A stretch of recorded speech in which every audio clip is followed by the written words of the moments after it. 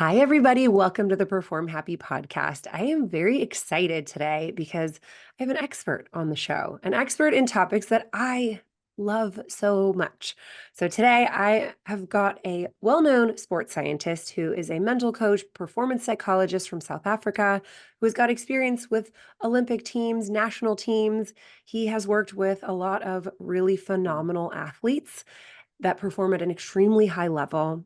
And he's also an expert on finding balance and calm. So lots of amazing things. Shayamal Jallabhjee, welcome to the show. Oh, thank you so much, Rebecca. I'm thoroughly excited about this conversation, and we can go straight into it. Yeah. So I was telling you kind of right before we started that most of the people who listen to the show, or many of them, are like me in that we are high strung, prone to stress. We really care. We care so much about our sport.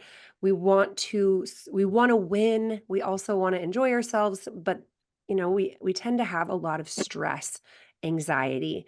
So I'm curious if you want to just come right out of the gates and say, if somebody is dealing with performance anxiety in their sport, what are some of the things that they can do to reduce that?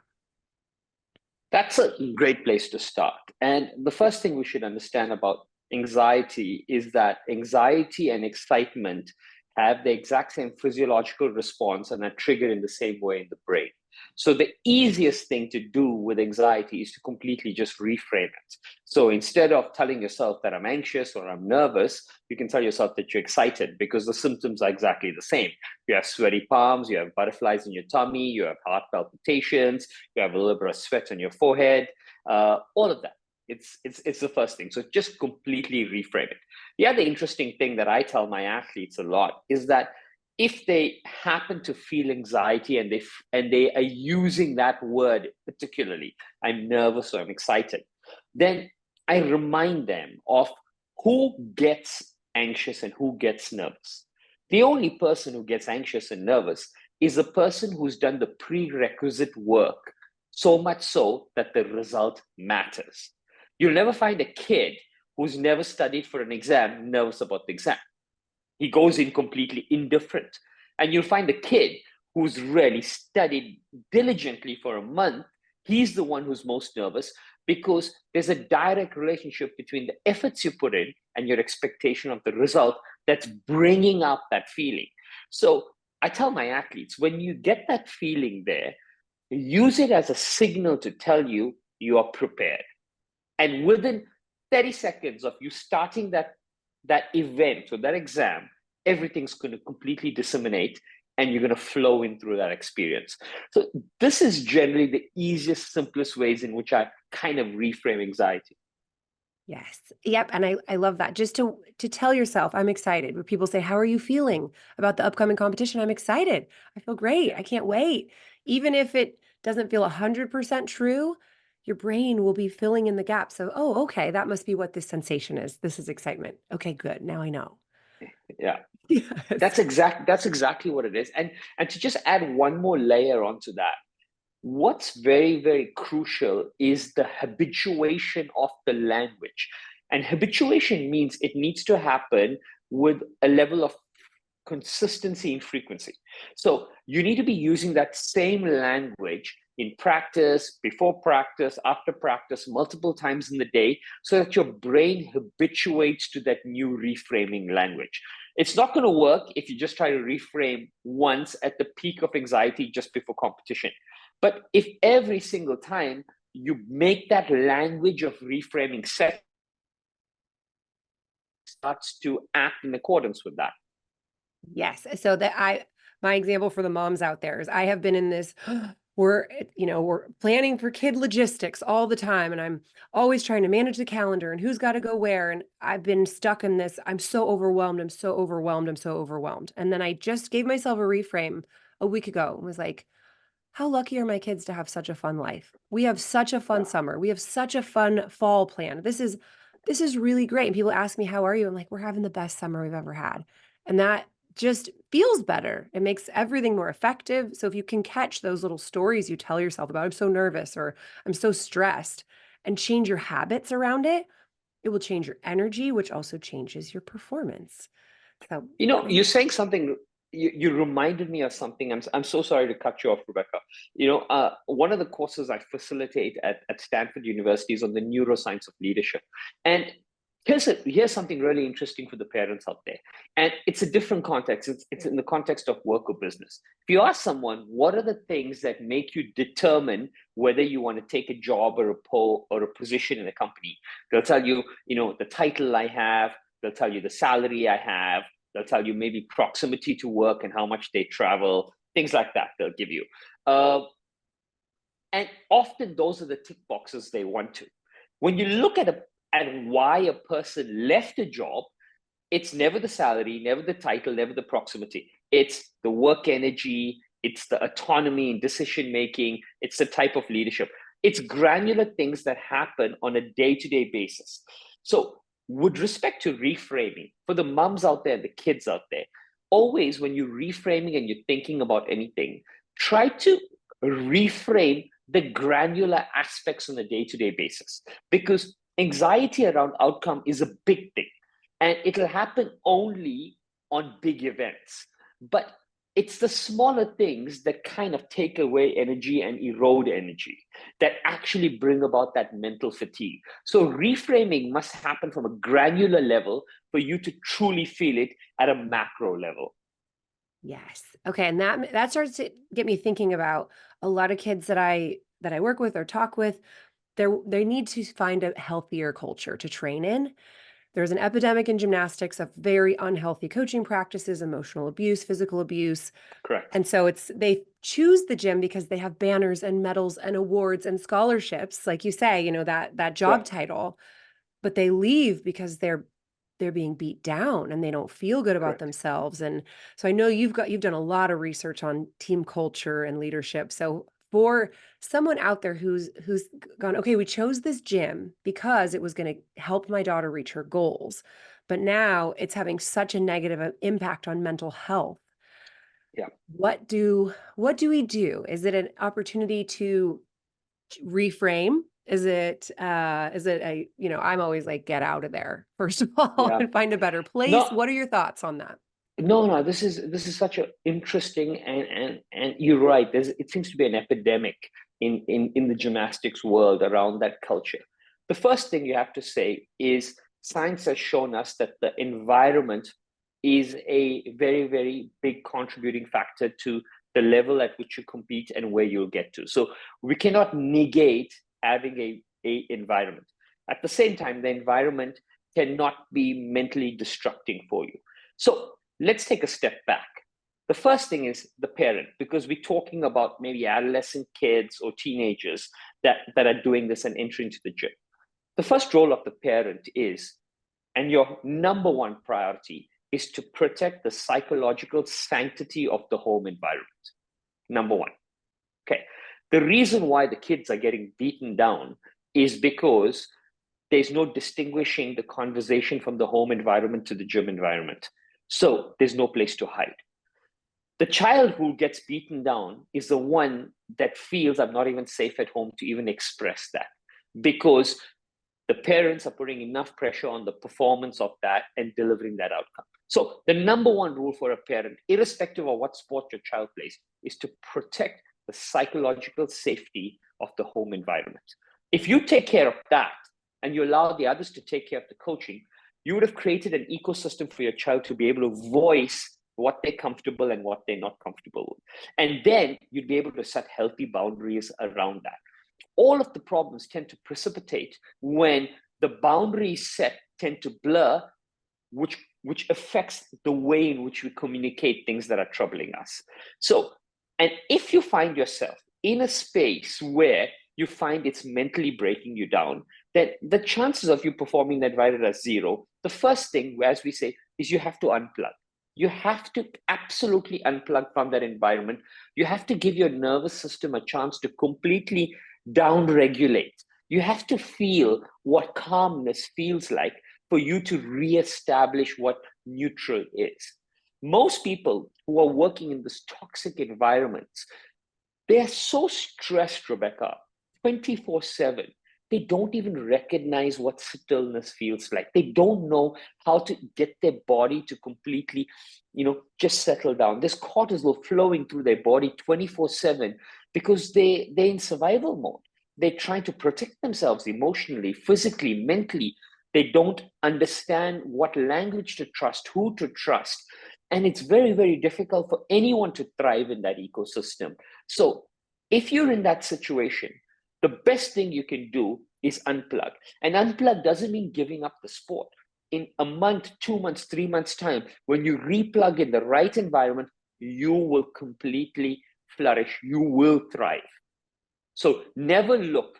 The one thing we should always encourage parents and we should always encourage kids is that when you take an unplug, when you take a little sabbatical from the sport, it's never time wasted. We seem to have this myth that every time we take time off, even one practice session in the week, we've wasted time. No, time that you've given yourself pays back tenfold.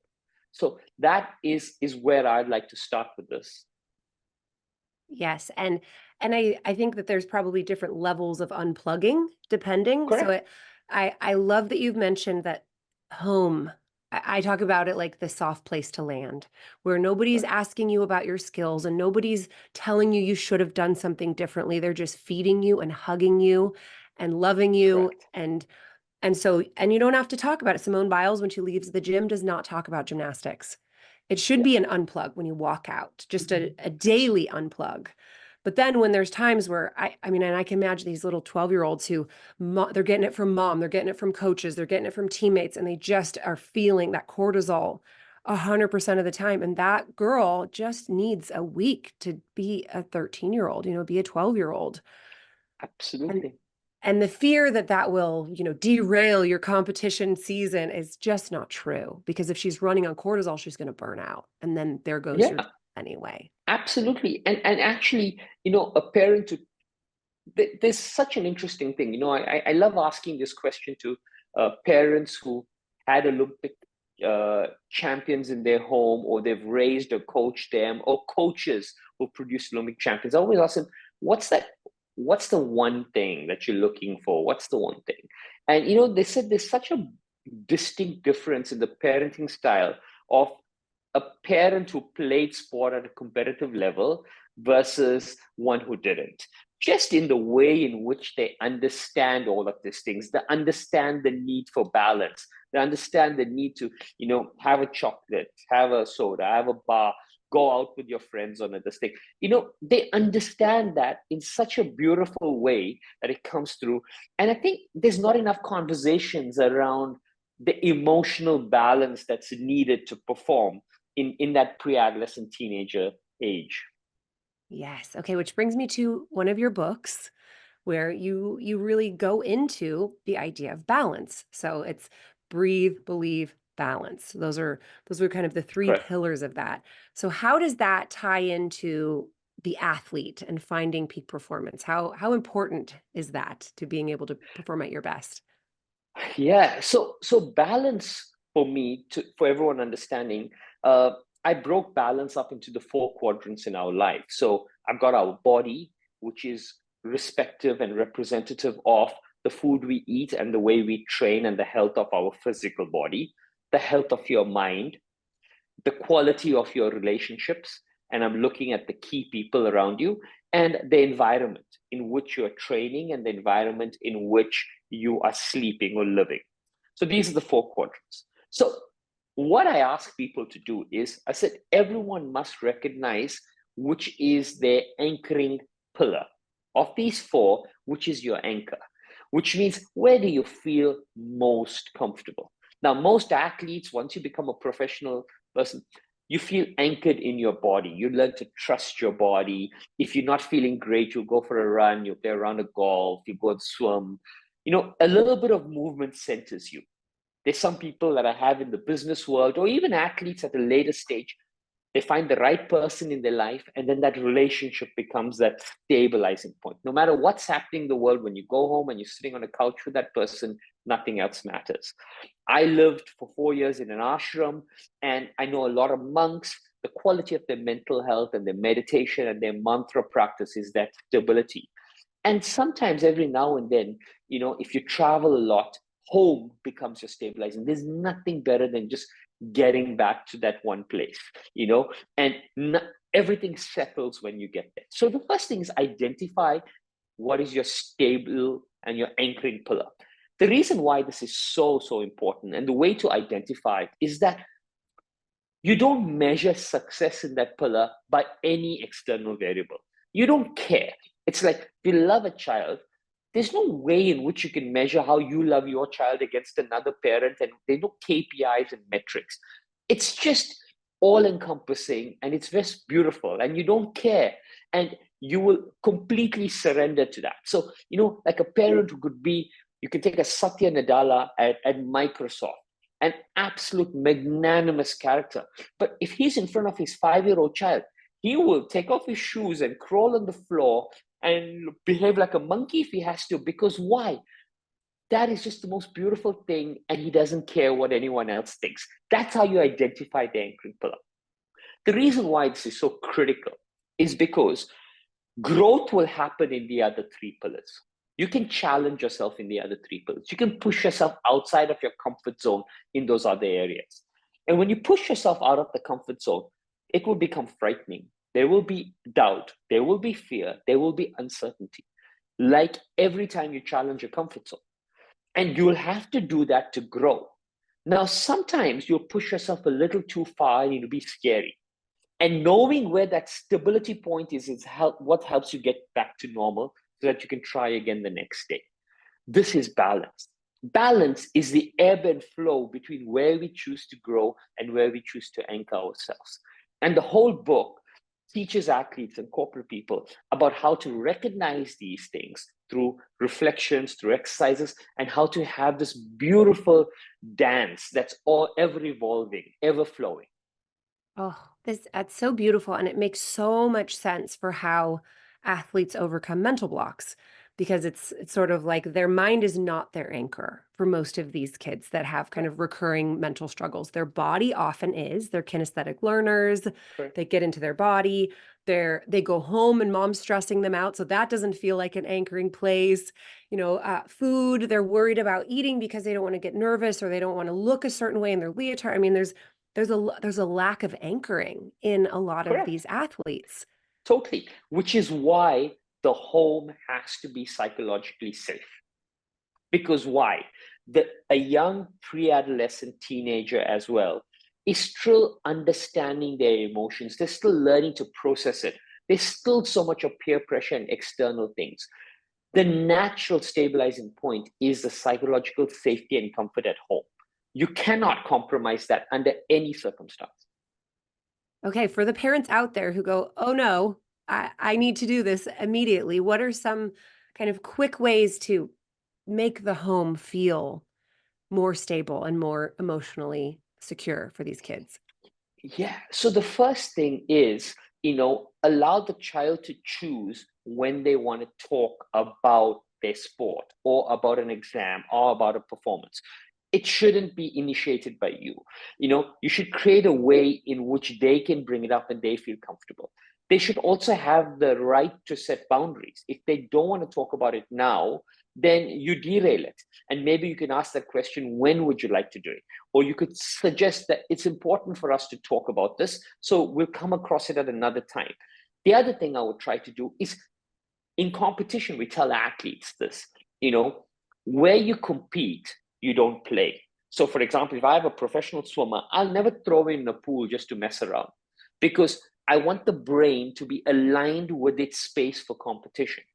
Okay, so which means that in the gymnastics mat and the bar, you don't want them messing around, because you want them in that environment. I need to be hyper focused with respect to performance.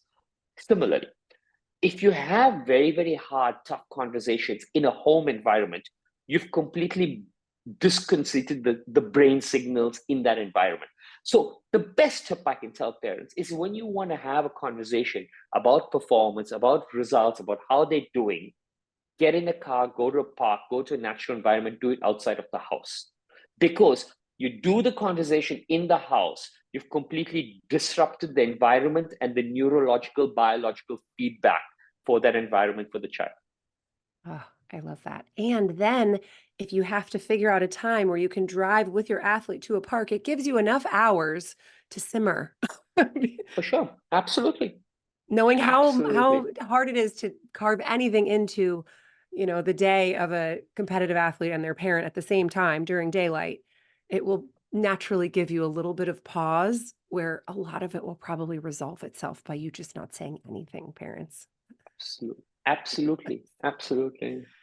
Yes. Okay. So now breath. I would love to talk about breath because it's such a simple yet it can be intimidating. How does one breathe optimally for performance? Are there Correct. anything for anyone out there who goes, yes, I know breath is important. I know I'm breathing all the time, but what can I do to overcome the anxiety or feel more calm through breath work? The first thing someone must subscribe to or understand is that throughout your entire life, your most intimate personal relationship with anything in this world will be with you and your breath. You take anywhere between 30 to 60,000 breaths a day, right? How many of these are we actually mindful of?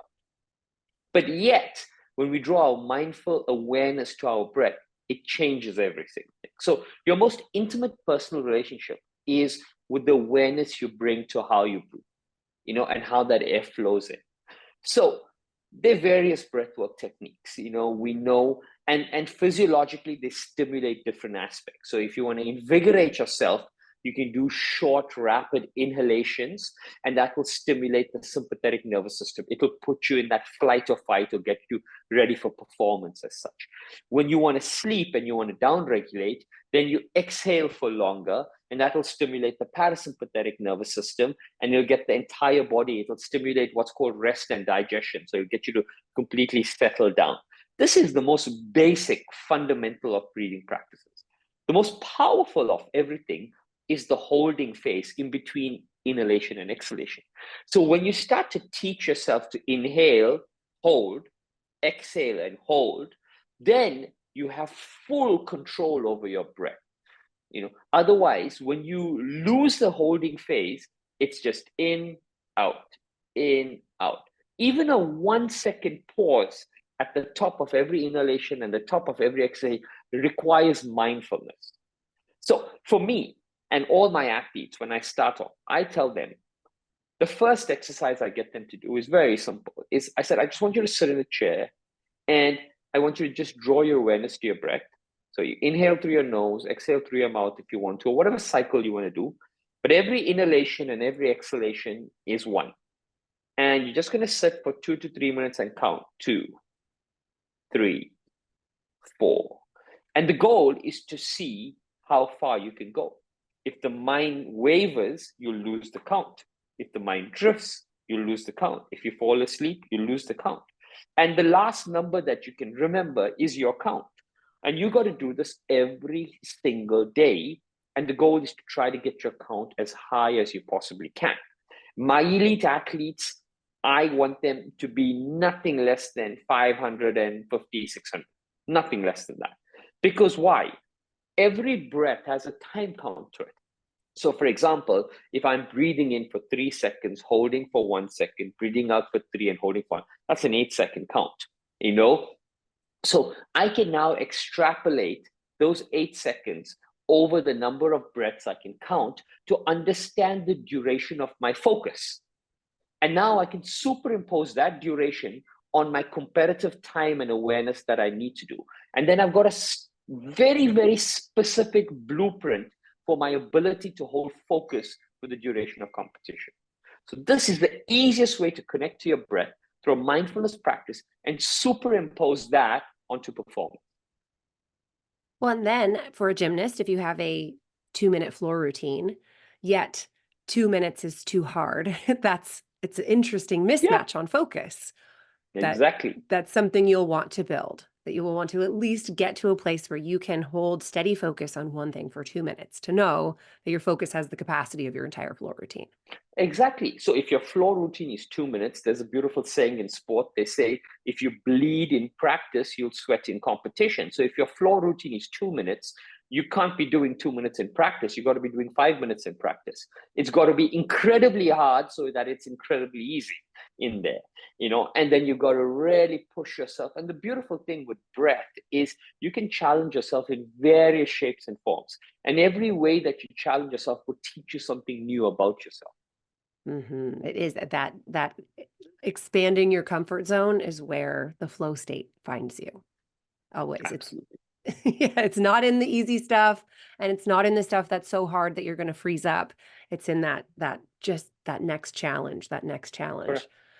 Yes. Okay. So now I'd love to chat a little bit about composure, and you have an excellent framework for, the 3 C's of composure that I think are really important for athletes to understand, that you talk about competence and confidence leading to that composure. Correct.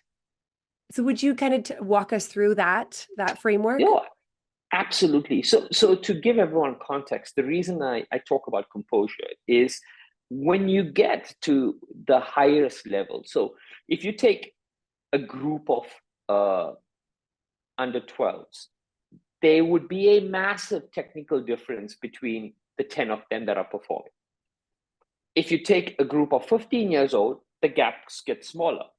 If you go to 10 professional gymnasts on the same piece of apparatus at the Olympic Games, the technical proficiency is negligible. The difference between them is absolutely negligible.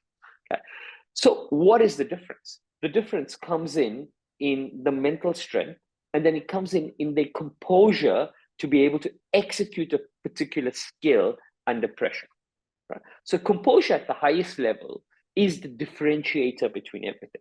Now, having spent almost 2.5 decades at the elite level, I've always understood or tried to understand, what does this mean? What does composure mean, and how do we engineer it?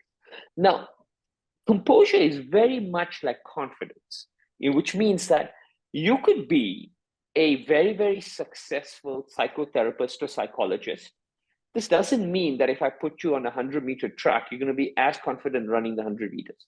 It doesn't mean that you'll be confidently climbing a mountain. Right? So confidence is locked into a specific skill set, exactly like composure. So the composure you have in dealing with a patient in front of you will be very different to the composure you have when you're on a mat or when you're climbing a mountain. So the first thing I want everyone to start to understand, which I took some time to understand, is that whilst the skills are transferable across, they're not fully transferable. They have to be cultivated specifically in the situation and with the skill that you'd want to. Which brought me to the question of, how do you cultivate that skill? So the 3 C's that you're talking about, the first C that I talk about is called competence. And competence is knowledge. I refer to it purely as knowledge. So knowledge means knowing what you need to do, understanding all of the people, how they've done it, the strengths, the weaknesses, the right equipment, what does it feel like, having full breadth of everything that's needed for that skill, speaking to masters, pros, everyone, knowledge. The second is, so first is competence, the second is confidence. Confidence comes in from practice, from taking a skill consciously and repeating it over and over and over, that the subconscious mind can repeat that process flawlessly. Now, the reason why this is so important is because you mentioned the word flow just now. Flow is not a factor of the conscious mind, it's a factor of the subconscious mind. So if you want to get into flow, the only way you can get into flow is if the execution is precision in the subconscious mind. So through conscious training, and that's where you build that confidence. Okay. And the third is conditioning. Conditioning means what? Composure is not what wins you the event in the opening 10 seconds. Composure wins you the event in the last 1 second. But conditioning has to get you to that 1 second. So your body has to be in such supreme shape that it needs to get you to that 1 second with all of your physical and cognitive faculties intact for composure to even stand a chance to flow out. So this is the three C's and how I describe it and how it leads to sort of composure at that defining moment. Yes. And that reminds me of something I teach a lot, which is self-trust. It's how do you arrive at self-trust? Well, it's through the composure and the confidence and the Correct. awareness and the mental blueprint. It's knowing in your mind, in your body, in your past, in your present, that you've got it.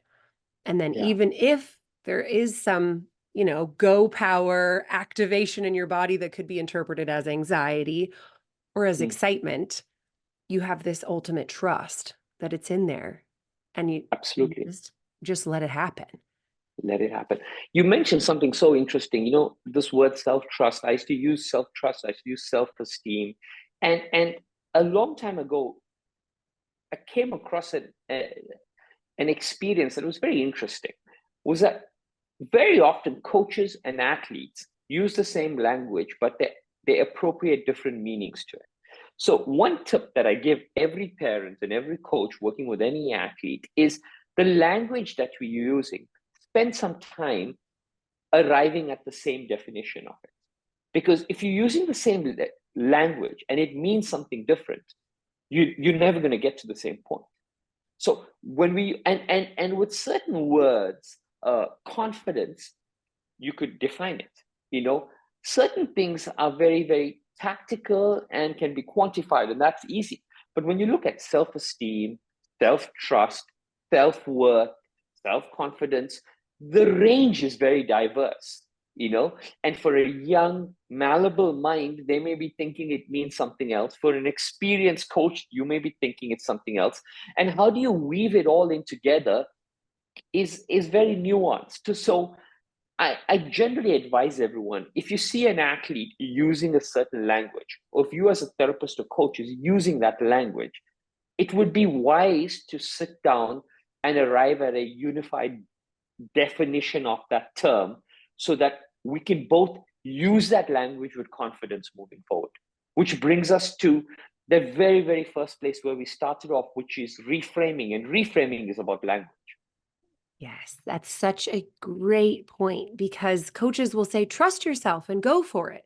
Just trust yourself and go. But the athlete's brain is saying, don't go, danger, not safe, shouldn't go, not ready. So then Exactly. the coach is saying, trust yourself. But if the kid were to go for it, like the coach is asking, that would actually be the opposite. It would be, do not listen to your survival instinct. Do not listen to what your brain is telling you. Override your fear response and trust me more than you trust yourself. Yeah, Which, exactly. which can be a very It's hard position to be dangerous. in when you're 12, to go, okay, I think I should trust my coach and not myself. But then that, in my experience, grinds that fear deeper, because the brain is then having to speak louder and louder to communicate to you that you're not listening to your survival instincts. I'm curious your perspective on that type of scenario. And what you're saying is really, really interesting because, as parents, you want, and for the parents listening out there, when you're coaching your kids, you want your kid to trust themselves and trust their ability. But when they step outside the mat, you want them to listen to everything you say. So it's the same child with the same brain that's processing the same thing. And a lot of the confusion comes in with, well, what's the difference between trusting myself on the mat versus off the mat? Why is my opinion or my feeling not strong enough or validated enough outside of the mat? Why do I have to default to what someone else is saying off that? And these are the confusions that arise in the child's mind at that stage. And they're completely natural and completely warranted, but they require some mindful attention to deconstruct. Yes, yes. And it also makes me think about Dr. Becky Kennedy is one of my favorite parenting experts. And she says, confidence is knowing yourself. It's knowing you're not confident. It's knowing you don't feel good. It's knowing, that my child can be confident that she does not want to go into the first day of school in her new class and she is panicked about it. That's actually her confident awareness. Her self-trust is to go, I don't feel okay right now, and I'm going to express that. that actually requires a certain level of self-confidence. It just kind of, just to reiterate that For sure. these words mean so many different things depending on who you are, how you're feeling, who's with you. So it's so important to, I'll even praise my daughter and say, you are so confident that you are feeling uncomfortable right now. Like, you really know that about yourself. And I'm proud of you for knowing how you're feeling, versus like, you need to get confident and walk in there. It's you can use the same word in two different ways. So it's important to Absolutely check understanding with them. Yeah, absolutely. And a large part of that is in the environment you create. I mean, what you're saying, it reminds me, we have a 5-year-old son at home, and Hugo is, comes on the weekends, and as parents, we're going to take him out to the park and this thing. And for the last year and a half, he literally tells us, I don't want to go anywhere. He says, from Monday to Friday, you ship me out in the morning. I have a lovely home. I would like to spend time at home. Why is it that you have to take me out all the time? I just want to be here, And we're like, yeah, you're right. This is your space. If you want to be here, you want to spend time, do it, But creating that space for them to vocalize that, it's really, really important. Yes. Yes. And listening, even if you disagree, well, you need sunshine, you need activity, you need, we think we know what they need, but can we trust our kids to know what they need?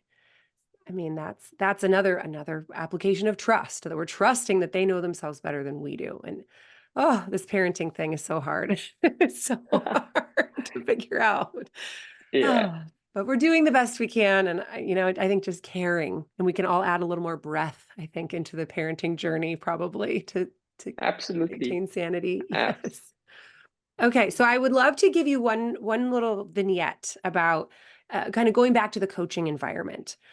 Now, I'm just curious if this was the scenario that you've been brought in to work with a gymnastics team where the head coach has a big ego, is known for having a big ego and not being particularly kind with feedback. There is a lack of communication because the culture of the coaching is just that you listen and you do what you're told. There's not a lot of consent. There's a lack of trust among the parents and the coaches, and a history of psychological and emotional abuse that they're starting to weed out, but they've sort of brought you in as a specialist to help fix this culture. Where do you start? Interesting. So the first thing I try to do is, I would, and it's not just the head coach in this situation.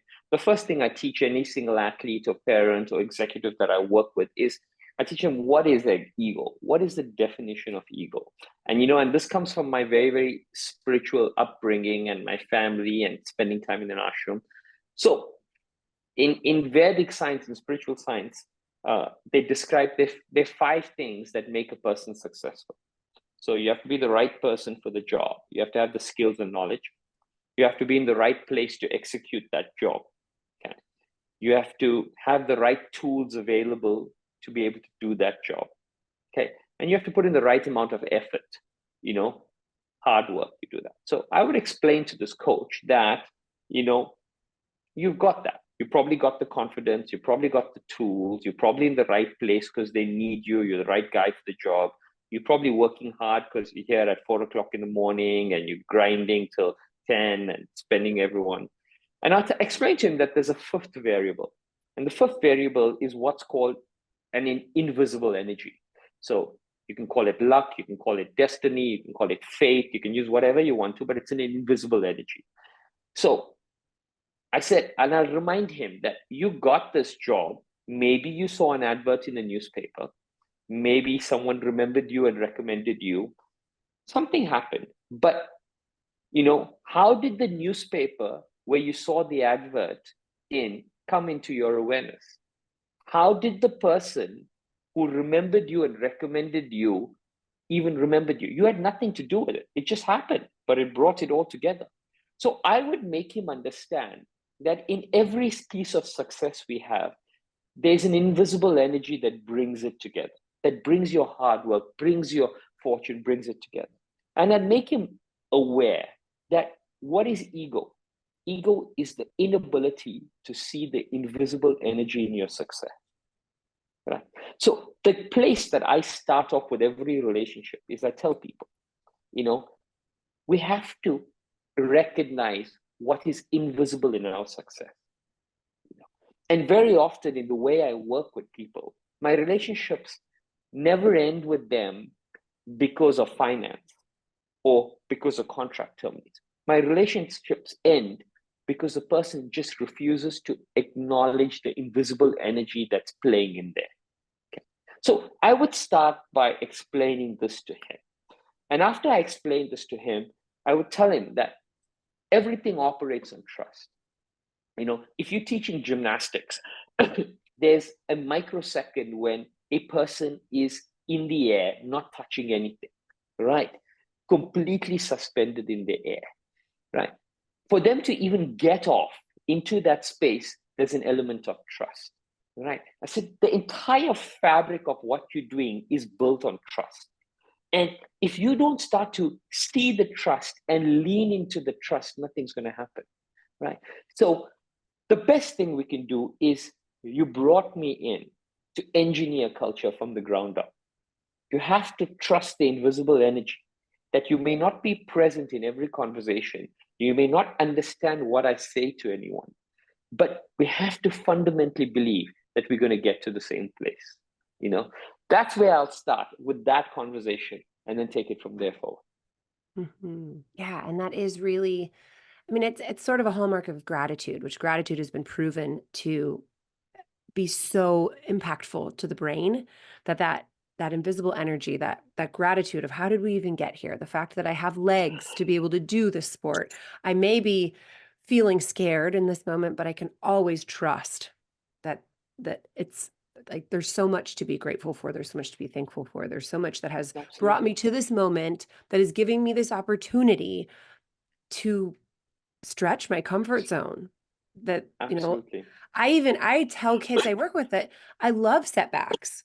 I love them. I'm such a fan of setbacks in sport because they are our greatest teachers.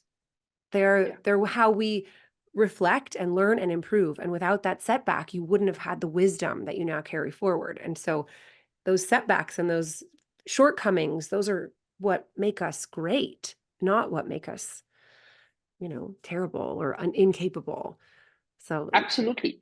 And what you're saying about the setbacks and being grateful for them has to be brought into the entire process, which means that, like in the teams that I work in, we celebrate failure.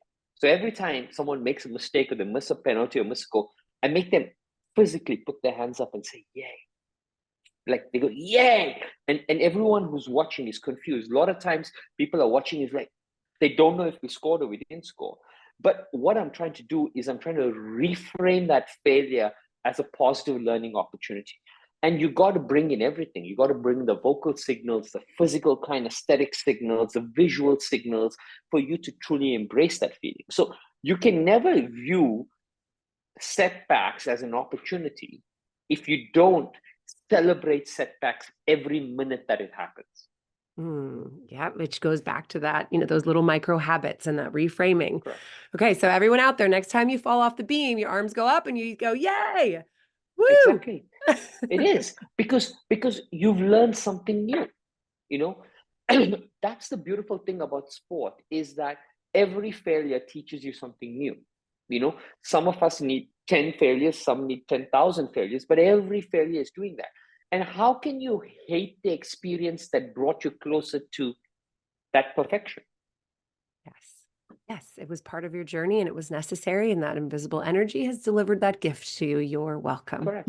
Exactly. Great.